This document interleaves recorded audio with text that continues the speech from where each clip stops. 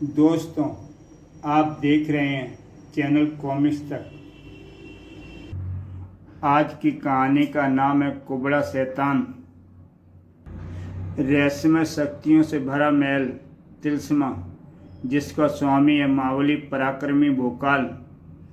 विश्व के सबसे सुरक्षित महल तिलस्मा पर आक्रमण करके उस पर विजय पाना असंभव है। महल को चारों तरफ से घेर लो। फिर आज जो तिलस्मा के आसपास घट रहा है वह उसकी सुरक्षा के लिए है या उस पर विजय हासिल करने के लिए। तिलस्मा के अंदर मौजूद इन पराक्रमियों के मस्तक में हथौड़े की भांति बज रहा था यह सवाल, ये क्या हो रहा है भोकाल? राज्य के सैनिक तिलस्मा को क्यों घेर रहे हैं? कारण बाहर जाकर ही पता चल सकेगा। आओ, कारण उन महारथियों को भौचक्का कर देने वाला था। क्या तुम हमें बंदी बनाने आए हो? मावली, राजा का यही आदेश है। राजा का आदेश? ये राजा कहाँ से आ गया?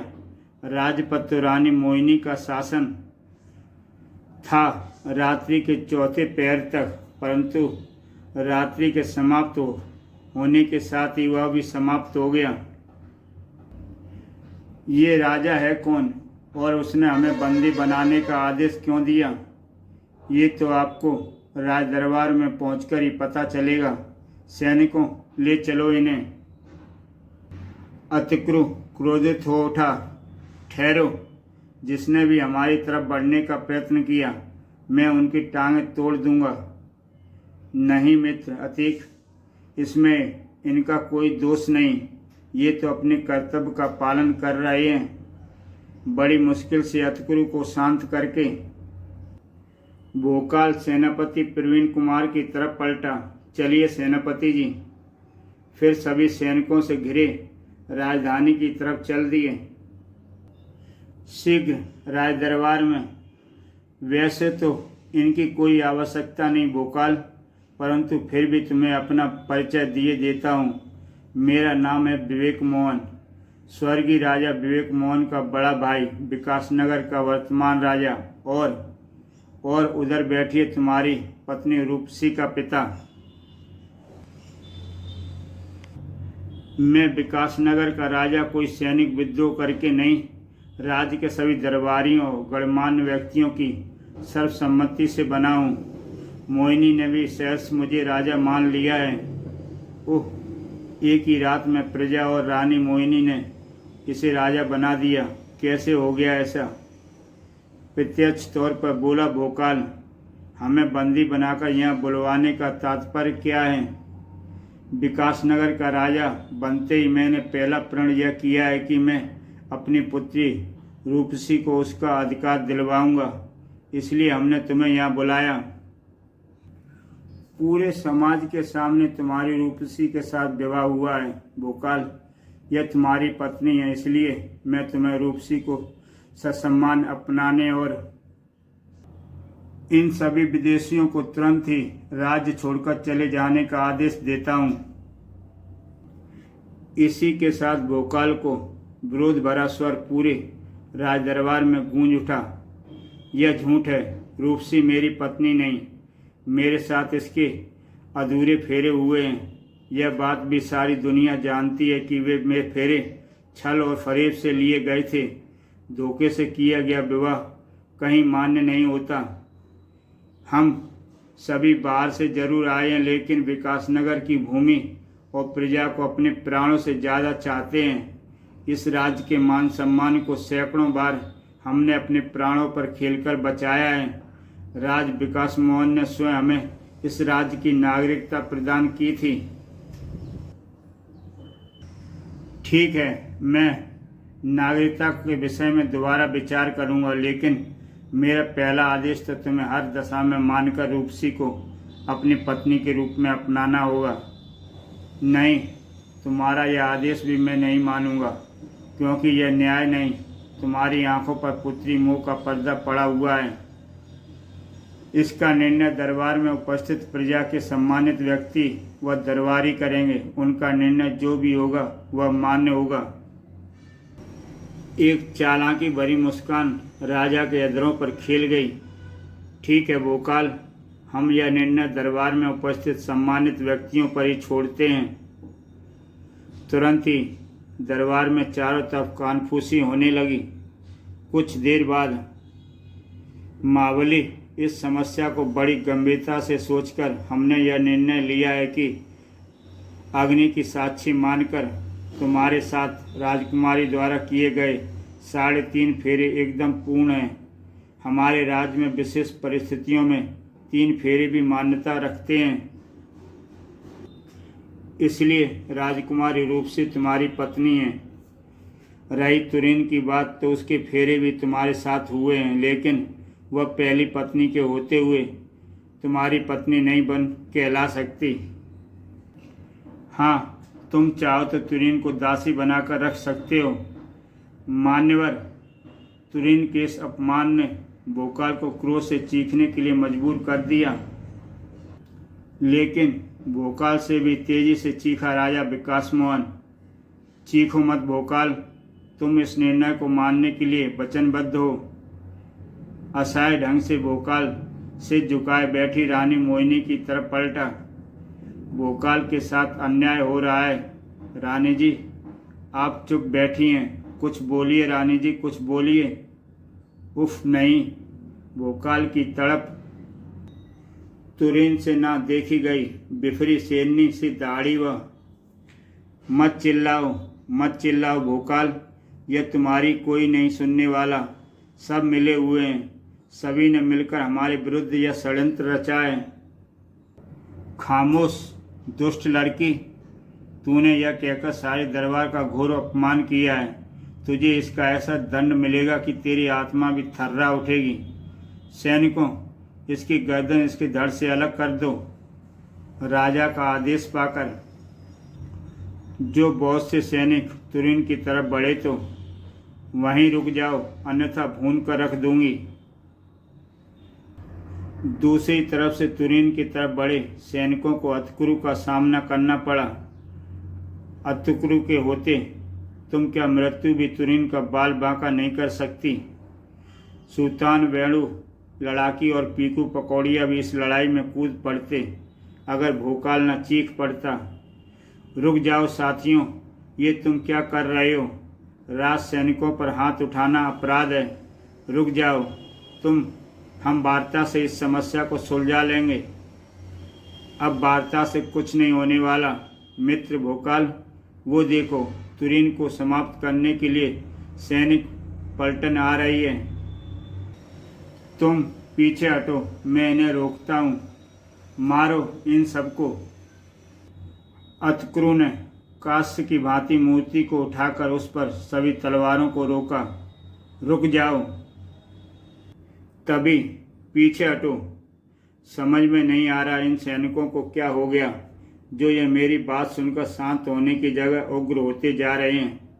सैनिकों को उग्र होने से न रोक पाया भोकाल तो उसने अपने साथियों से निवेदन किया, मैं जानता हूँ तुम्हारे आगे ये सैनिक बुनेंगे से ज़्यादा कुछ नहीं है, लेकिन ये सब निर्दोष हैं, इसलिए तुम्हें इन पर वार नहीं करना, मात्र अपना बचाव करो। तुम्हें मेरी सौगंध। ठीक है मित्र भोकाल, जैसा तुम चाहते हो वैसा ही होगा। अब वार करने की जगह सभी अपने बचाव में जुटे हुए। इधर सिंहासन पर बैठा राजा विवेक मोहन क्रोध से सूखे पत्ते की तरह कांप रहा था। उसकी आंखों में शैतानी सी हिंसकता साफ नजर आ रही थी। मुंह से निकल रही थी किसी दरिंदे सी गुर्राहट, जिसे देखकर पास बैठी रूपसी बुरी तरह हैरान थी। उफ, ये पिताजी को क्या हो रहा है? सैनिकों को हारता देख इतने क्रोधित क्यों हो गए हैं, और इनके मुख से ये विचित्र सी गुर्राहट क्यों निकल रही है? अचानक रूपसी की निगाह राजा विवेक मोहन के लवादे से बाहर निकले हाथ पर पड़ी तो वह मानो सांस लेना ही भूल गई। ओह नहीं, ये पिताजी के हाथ को क्या हुआ? अभी रूपसी हैरान हाथ को देख ही रही थी कि राजा विवेक मोहन की प्यार भरी आवाज़ ने उसे चौंकाया। क्या हुआ रूपसी? कुछ नहीं, कुछ भी तो नहीं। ओह, पिताजी के दोनों हाथ अब सामान्य हैं। अभी अभी मैंने जो देखा वह कहीं स्वप्न तो नहीं था। इधर भोकाल, अतक्रु, तुरीन, सूतान वगैरह अपना बचाव करते हुए बाहर की तरफ बढ़ रहे थे। तभी सनसनाए हुए विशेष बाण, और ये बाण कहाँ से आए, किसने फेंके? मैंने, आपकी इस दासी सलोनी ने, और ऐसा मैंने इसलिए किया कि मैं आपको पाप से बचाना चाहती हूँ। कौन सा पाप किया है मैंने? भोकाल के सवाल पर आंसुओं से लबलबा भर गए मृग से नैन। ये आप मुझसे नहीं, अपने हृदय से पूछिए स्वामी। पहले तो आपने तुरीन नामक इस मोहिनी के रूप और मोह के जाल में फंसकर मुझे अपनी पत्नी मानने से इनकार कर दिया, और अब यही आप राजकुमारी रूपसी के साथ भी करने जा रहे हैं। मेरे परमेश्वर, आप इन मोहिनी के मोह जाल से निकलकर हमें अपना लीजिए। जल बिल मछली के भांति तड़पता हुआ मत छोड़िए हमें।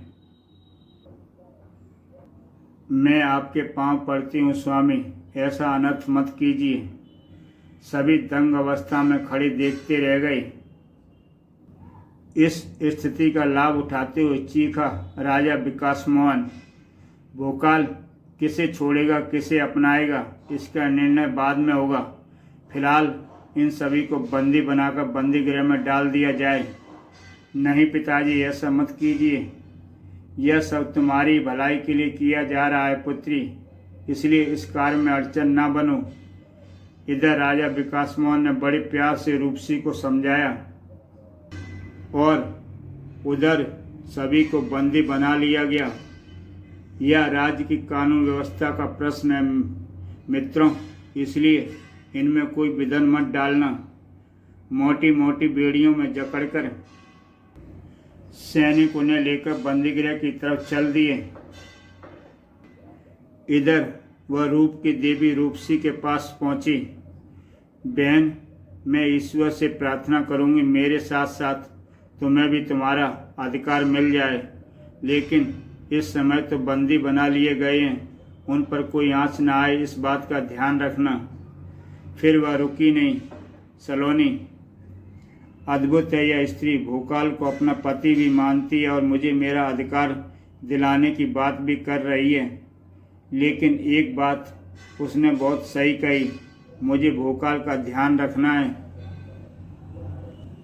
पिताजी इस बात का पूरा ख्याल रखेंगे, क्योंकि अपनी प्यारी पुत्री को वह हरदम खुश रखना चाहते हैं, और वे जानते हैं कि मेरी खुशी भोकाल के खुश रहने में है। अपने पिता के प्रति रूपसी का सोचना कितना गलत था, ये उसी रात पता चल गया। उनके बंधनों का तो प्रबंध कर रखा है ना, इस विषय में आप बेफिक्र रहिए। मैं जानता हूँ छोटे मोटे बंधन उनके लिए कोई मायने नहीं रखते, इसलिए मैंने उन सभी को मोटी फौलादी जंजीरों से ही बांधा हुआ है। ये आवाज़ें तो पिताजी के कक्ष से आ रही हैं। इतनी रात हुए वह किससे और किसके बारे में बात कर रहे हैं, देखती हूँ। भोकाल को उसके साथियों से अलग बेहद मोटी सलाखों वाले एक विशेष पिंजरे में बंद किया गया है। उसके मुंह में एक गोला वस्तु इस ढंग से ठूंस दी गई है कि वह अपने मुंह से आवाज़ निकालकर अपने प्रलंकारी रूप को नहीं प्राप्त कर सकता। बस आपका आदेश मिलते ही उन्हें मृत्यु दे दी जाएगी। ठीक है, अब से कुछ देर बाद रात्रि का तीसरा पहर आरंभ होगा, वही समय ठीक रहेगा। वह सैनिक बाहर निकल गया तो एक बेसी ठाका लग उठा राजा। हा हा हा, कुछ ही देर की बात है, मेरे द्वारा फैलाए गए षड्यंत्र में फंस चुके भोकाल और उसके साथी मृत्यु का ग्रास बन जाएंगे। फिर इस राज पर बिना किसी अड़चन के राज करेगा कुबड़ा शैतान, यानी मैं। हक्की बक्की खड़ी थी रूपसी। उफ, पिताजी इतने घिनौने खेल खेलेंगे ये मैं नहीं जानती थी। लेकिन मैं ऐसा नहीं होने दूंगी। मैं भोकाल को मृत्यु के मुंह से वापस खींच लाऊंगी। लेकिन क्या मैं अकेली ऐसा कर पाऊंगी? नहीं, इसके लिए मुझे आवश्यकता पड़ेगी तुम्हारी। हाँ सलोनी बहन, तुम्हारी सहायता के बिना मैं भोकाल को नहीं बचा सकती। तुम चलोगी ना मेरे साथ? पति को संकट में फंसा जानकर भी जो पत्नी घर में ही बैठी रह जाए, धिक्कार है ऐसी पत्नी पर। चलो बहन, हम सलामत रहें या ना रहें, मगर हमारा सुहाग सलामत जरूर रहेगा। अपने उस सुहाग को बचाने निकल पड़ी थी दोनों, जो इस समय बंदीगृह के इस विशेष पिंजरे में असहाय था। मैंने स्वयं और अपने साथियों को बंदी बनवाकर अच्छा नहीं किया। राजा विकास मोहन के इरादे हमारे प्रति अच्छे नहीं हैं और इसका प्रमाण है मेरी यह दशा। शायद तुरीन अतकुरु सुल्तान वगैरह के साथ भी उसने ऐसा ही कुछ किया है। अरे, सोचते सोचते अचानक चौंका था भोकाल, जिसका कारण था एक तरफ से आती हुई आवाज़ें, जिनकी तरफ उसने एक झटके से अपना सिर घुमाया और चकित रह गया। ओह नहीं, वे छोटे छोटे शकल से भयंकर लगने वाले सैकड़ों जीव विचित्र ध्वनि करते मेरी तरफ बढ़ रहे हैं। परंतु क्यों? दूसरे क्षण भोकाल के शरीर में झुरझुरी सी दौड़ का तूफान दौड़ता गया। रोया रोया कांप गया उसका। आश्चर्य से आंखें फटती चली गईं। हे मागुरु, ये सारे जीव तो मांसाहारी हैं और उन्होंने मेरे शरीर पर चढ़कर मेरा मांस नोचना भी शुरू कर दिया। ये मांसाहारी जीव मेरा मांस नोच रहे हैं और मैं न केवल बेहद मजबूती से बंधा हूँ, बल्कि मैं अपने मुंह से आवाज़ भी नहीं निकाल सकता। मैं पूरी तरह बेबस हूँ। मुझे लगता नहीं कि मैं इस स्थिति में कुछ कर पाऊंगा। और यहाँ उसके साथियों के सिर पर मंडरा रही थी। मृत्यु धीरे धीरे हमारी तरफ बढ़ती आ रही है। कुछ करो, कुछ करो। कुछ नहीं हो सकता, कोई कुछ नहीं कर सकता, क्योंकि हम पूरी तरह बेबस हैं। वह आरा हम सबकी गर्दन को कलम करके हमें मृत्यु की गोद में पहुँचाए ही पहुँचाए। काश हमने भोकाल की बात ना मानी होती तो यह स्थिति कभी ना आती। भोकाल, ना जाने इस समय भोकाल कहाँ होगा और उस पर क्या बीत रही होगी। ऐसी स्थिति में भी तुरीन को अपने पति भोकाल की चिंता थी। लेकिन पति की चिंता करने वाली तुरीन ही नहीं, रूपसी और सलोनी भी थी। और भी ये दोनों तुरीन की तरह विवश न थीं। अपने रास्ते की बाधाओं को हटाकर दोनों तेजी से आगे बढ़ती जा रही थीं। इधर भोकाल, ओह, इन जीवों से मैं अपने बंधनों को तोड़कर ही निपट सकता हूँ, लेकिन मैं इन बंधनों को तोड़ूं कैसे? मेरी सारी शक्ति बंधनों के सामने पराजित हो चुकी है। अपने बंधनों को तोड़ने की भोकाल की कोशिश बेकार गई। जब शारीरिक शक्ति ने जवाब दिया तो हार माननी ही पड़ी। उफ, मैं इन साधारण रूप से इन बंधनों को नहीं तोड़ सकता। उफ, ये जीव तो मेरी आंखें नोचने के लिए बढ़ रहा है। इसे रोका नहीं जा सकता। यह मेरी आंखें नोच भी लेगा। बस स्वामी, आपने जो कष्ट सहना था वह सह लिया। अब आपकी दासियां आपको बचाने आ गई हैं। रूपसी और सलोनी। रूपसी ने तड़प ही उठी भोकाल की हालत देखकर।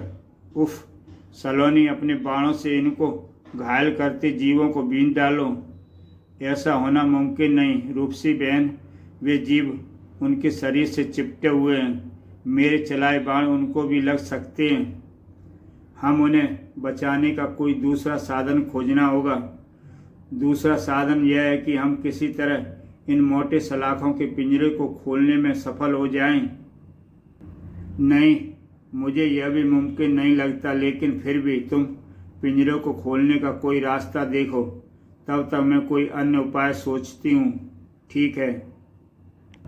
दोनों अपने अपने तरीके से भोकाल को बचाने में जुट गए। ओह ना, इस सलोनी मुझे बचाने का अन्य कोई उपाय सोच सकती है? क्या ये दोनों मुझे बचा पाएंगी? शायद नहीं, क्योंकि ना तो रूपसी पिंजरे को खोलने का कोई रास्ता ढूंढ सकती है। किंतु सलोनी ने अपने धनुष पर बाण चढ़ाकर उसे भोकाल की तरफ तान दिया। हे देवता, सहायता करना मेरी। अगर मेरे कारण उन्हें जरा भी खरोंच आई तो मैं अपने आप को समाप्त कर लूँगी।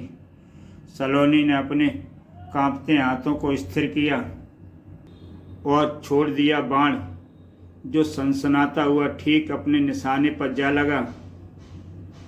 फिर तो सलोनी एक के बाद एक कई तीर छोड़ती चली गई, जिनके निशाने अद्भुत और अचूक थे।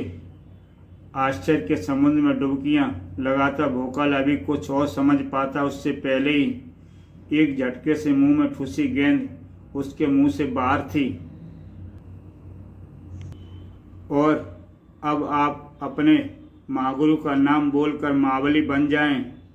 सलोनी की आवाज़ पर मानो सोते से जागा भोकाल। दूसरे ही क्षण भोकाल ने अपने महागुरु का नाम लेने में जरा भी देर नहीं की।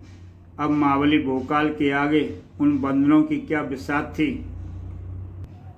और भोकाल की तलवार में बसी ज्वाला शक्ति के आगे पिंजरे के सलाखों की क्या बिसात थी।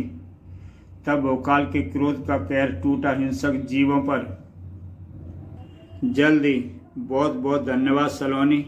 अगर तुम अपनी अद्भुत सूझबूझ और अनोखी कला का कौशल नहीं दिखाती तो आज मृत्यु ने मुझे निश्चित ही अपना ग्रास बना लिया होता। धन्यवाद देकर मुझे पाप का भागीदार मत बनाइए स्वामी। अपने पति के प्राणों की रक्षा करना हर नारी का धर्म है। चलो प्रिय, अब तुरंत ही यहाँ से निकल चलें। हाँ, यहाँ से मैं चलूँगी जरूर, लेकिन अकेले नहीं, तुरीन और अपने साथियों को साथ लेकर, जो निश्चित ही किसी बड़े संकट में फंसे होंगे। अब हमसे हमारी मृत्यु मात्र एक क्षण की दूरी पर है, और उसी एक क्षण को कभी नहीं आने देगा भोकाल। और भोकाल ने वहां आकर अपने सभी मित्रों को आज़ाद किया। बंधन मुक्त होते ही सभी भोकाल से लिपट गए। ओ भोकाल, हम तो यह आस छोड़ चुके थे कि अब हम दोबारा मिल पाएंगे। हमारे भाग में अभी जुदा होना नहीं लिखा मित्र, लेकिन राजा विवेक मोहन ने मृत्यु देकर हमें जुदा करने का प्रयत्न किया है। मैं उसे जीवित नहीं छोड़ूंगा। उसके पाप का घड़ा अब भर गया है। आओ उसे उसकी दुष्टता का दंड देने चलें। तभी कहीं जाने की आवश्यकता नहीं है भोकाल, मैं यहीं आ गया हूँ। विवेक मोहन को अपने सामने खड़ा देखकर सभी क्रोध से गरज उठे। तूने धोखे से हमें मारना चाहा, अब तू बचेगा नहीं दुष्ट। अपने दंतक से सैकड़ों टुकड़ों में चीर डालूंगा मैं तेरे पापी शरीर को। ठहरो साथियों, यह मेरा शिकार है, इसलिए इसे दंड मैं ही दूंगा। परिणाम चाहे जो भी हो, कोई आगे नहीं बढ़ेगा। भोकाल विवेक मोहन के सामने जा खड़ा हुआ। मुझे इस बात का अफसोस होगा भोकाल कि मेरे हाथों तू सबसे पहले मरेगा, जबकि मैं तुझे सबके बाद तड़पा तड़पा कर मारना चाहता था।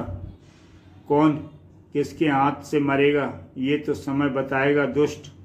कहते हुए भोकाल ने तलवार घुमा दी, लेकिन विवेक मोहन ने न सिर्फ स्वयं को बचाया, बल्कि अब मेरी बारी है भोकाल, और तू मुझे विश्वास है कि तू मेरे वार से बच नहीं सकता। तेरा सामना आज सिर्फ भोकाल से नहीं, उसके आक्रोश से भी है विवेक मोहन, इसलिए ना तू बच पाएगा और ना तेरी यह तलवार। तेरा अंत समय आ गया दुष्ट विवेक मोहन, अपने इष्ट देव को याद कर ले। बुलावे में भोकाल, तू मेरा कुछ नहीं बिगाड़ सकता। आए भोकाल। महागुरु भोकाल की तलवार के वार को न सिर्फ इसने अपने हाथों पर रोक लिया, बल्कि उसे मेरे हाथों से छीन भी लिया। यही हाथ अब तेरी जान लेगा भोकाल। विवेक मोहन के एक झटके से अपने हाथ में भोकाल की गर्दन दबोचकर उसे हवा में उठा लिया। अपनी सांसें रुकती महसूस की भोकाल ने। उफ, इनकी भुजाओं में असाधारण शक्ति है। मुझे अपने आप को इससे छुड़ाना होगा, वरना मेरी सांसें रुक जाएंगी। छूटने के लिए छटपटाते भोकाल के हाथों में अचानक विवेक मोहन का लवादा आ गया, जो एक झटके से खिंचता चला गया। इसी के साथ विवेक मोहन का वह रूप सामने आया, जो किसी के भी रोंगटे खड़े कर देने के लिए काफ़ी था। हा हा हा, अच्छा हुआ मरते हुए तूने कुबड़ा शैतान का असली रूप भी देख लिया। ओह, पिताजी का इतना भयानक रूप। जहाँ सभी हैरत में पड़े थे, वहीं तुरीन वह शैतान भोकाल को मार देगा। मैं उसे बचाती हूँ। नहीं तुरीन, भोकाल ने कहा है, परिणाम चाहे जो भी हो, हम में से कोई बीच में नहीं पड़ेगा। लेकिन अब तो भोकाल की जान पर बनी है। उसकी नाक से खून बह रहा है, आंखें अव्वल पड़ने पर उतारू हैं। वह मर जाएगा अतीक। नहीं, उसे कुछ नहीं होगा, मुझे विश्वास है। इस सब के बाद भी भोकाल जीतेगा। भोकाल जरूर जीतेगा। अतकुरु के उन शब्दों ने मानो भोकाल के शरीर में नया जोश भर दिया हो। मुझे अपने साथियों के विश्वास को नहीं मानने देना। मुझे इस कुबड़ा शैतान से जीतना ही होगा। बड़ी मुश्किल से भोकाल अपने पैरों को हिलाकर पीछे ले जाने में सफल हुआ और फिर कुबड़ा शैतान के पेट में पड़ी। भोकाल की उस ठोकर ने भोकाल के शरीर की सारी शक्ति भरी हुई थी। परिणाम तड़पकर कुबड़ा शैतान ने भोकाल को छोड़ दिया। अगले ही क्षण कुबड़ा शैतान संभलकर भयंकर रूप से भोकाल की तरफ बढ़ा। कुबड़ा शैतान से तू बच नहीं सकेगा भोकाल।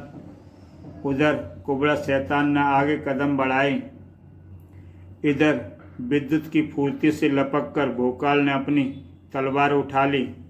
दूसरे ही क्षण पीठ से उभरी भुजाओं के कटने के साथ ही कुबड़ा शैतान की चीख से वातावरण गूंज उठा। भोकाल ने वार करने का वह दूसरा अवसर भी न गंवाया, लेकिन इस बार के साथ ही भोकाल आश्चर्यचकित रह गया, क्योंकि ओह नहीं, कुबड़ा शैतान तो अदृश्य हो गया। देखा तुरीन, मैं न कहता था कि मेरा मित्र जीतेगा, जरूर जीतेगा। फिर अपने सांसों को संयत करते हुए भोकाल को सभी ने घेर लिया और फिर इस तरह भोकाल और उसके साथी कुबड़ा शैतान की कैद से आज़ाद हो गए। इसी के साथ दोस्तों ये कहानी समाप्त होती है। तो दोस्तों फिर मिलते हैं एक नई कहानी के साथ।